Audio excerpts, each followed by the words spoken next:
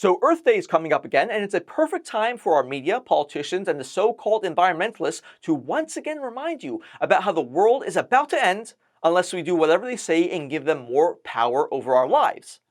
This is a common theme, of course. Since the 1970s, every single year, they keep telling you that we're headed towards an apocalypse. And when it doesn't happen, they just reset the doomsday clock. That's how it works.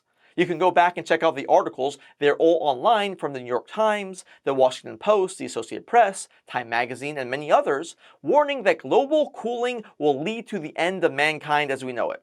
When that turned out not to be true, those same media outlets, as well as numerous government-sponsored scientists and so-called public intellectuals, flipped the script and shifted the focus to acid rain, then pollution, then depletion of the ozone layer, then overpopulation, then excessive resource consumption, and finally they settled on global warming, which became the primary existential threat to humanity. And by 2005, you had the United Nations warning that there will be, quote, up to 50 million environmental refugees by the end of the decade.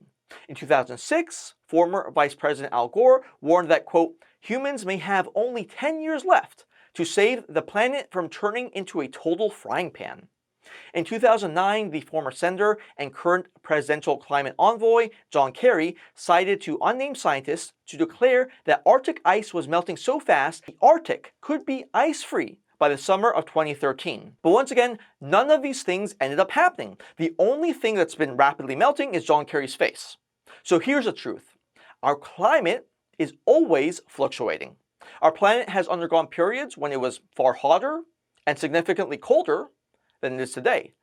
The United Nations, by its own estimates, says that by the year 2100, the globe could warm by 1 to 2 degrees. But this isn't actually cause for panic.